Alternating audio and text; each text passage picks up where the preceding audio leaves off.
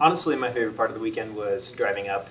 I usually try to make my car rides pretty personal when I'm talking with people in the car, and so we just focused on, this is going to sound weird, we focused on being very complimentary of one another, giving constructive criticism for this weekend, things we wanted to focus on. So it was fun to use the car ride to focus in to Saturday.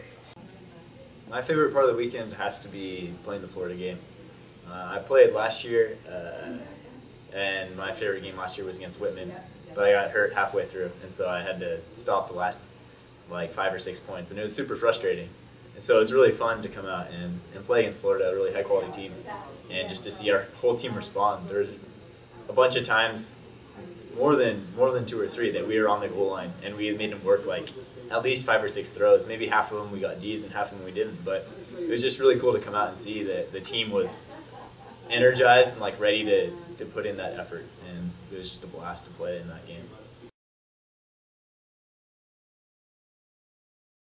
The best in-game moment definitely had to be, I think, Tanner's catch at the beginning of the Florida game, because it really set the tone for the game. I think it really enabled all of us to play to that high level, because he went to that higher level to get us pumped up. It was really cool. It really pumped everyone up.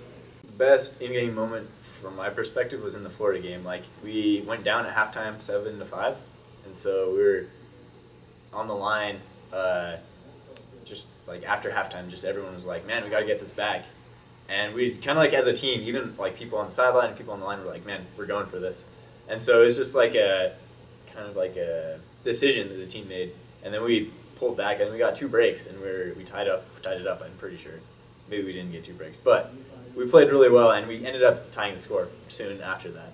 And it was just like a good turning point, kind of like we could decide like, man, we played good, but they could get away here. But we decided as a team, like, man, we're going to come through. This is why we run. This is why we do track workouts. We're going to play hard. And we worked really hard, and we put up a good show.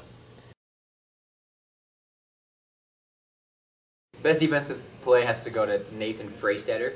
He had a layout, and he caught it too.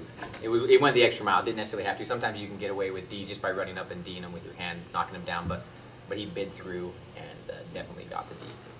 The best defensive play that I saw is definitely belongs to Patrick. It was in the Florida game. I can't remember. It was maybe halfway through, maybe near the end, and I was on the sideline, so I didn't actually hear what happened. But they turned it over. It looked like he stalled him from the sideline. I'm pretty sure that's what happened. And it was just like, either way, it was a super good mark, and Patrick stepped up and played amazing D. And it was just like, that's who Patrick is. He's consistent, and it's just really cool for him to get that D on the goal line. I love Cody's freakouts. When Cody freaks out on the sideline when somebody does something awesome, or when we score a point, or when an intense play has occurred, he's always screaming his face off. And so I enjoy his sideline. The morale he brings to the team. He lifts us up with his sideline chatter. So for me, I had a sweet sideline moment. I was resting in the shade of a garbage can when we were playing between the Killjoys and the girls team, where I'm playing on either side, and I was between their fields in the end zone, resting against the garbage can, and I was just like kind of not like sleeping, but like resting my eyes, like just like, man, this is really hot outside. And suddenly, like, I hear some yelling, and the girls threw a huck, and it was out of bounds. And this girl bid into me and hit the garbage can and knocked it over. And it was just like, whoa! And it, like, everything was fine. I didn't get hurt. She didn't get hurt. But it was just like surprising because I had my eyes shut, and then there's a bidding girl flying over me. I'm going to give the best throw to Shep, because it was something we had practiced. I wasn't even particularly ready for it. I cut to the fore side, and my throw was cut off, and then I turned around, and the throw was already in the air to the break side, and it was quite easy to track down. Actually, I really do think the best throw from this weekend came from Patrick. He delivered a beautiful upline deep put near the end of the Florida game.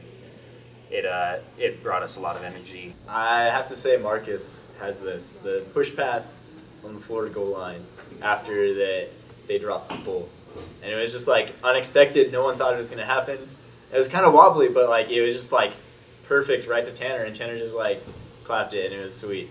And I just feel like the audacity that Marcus had to throw that was amazing.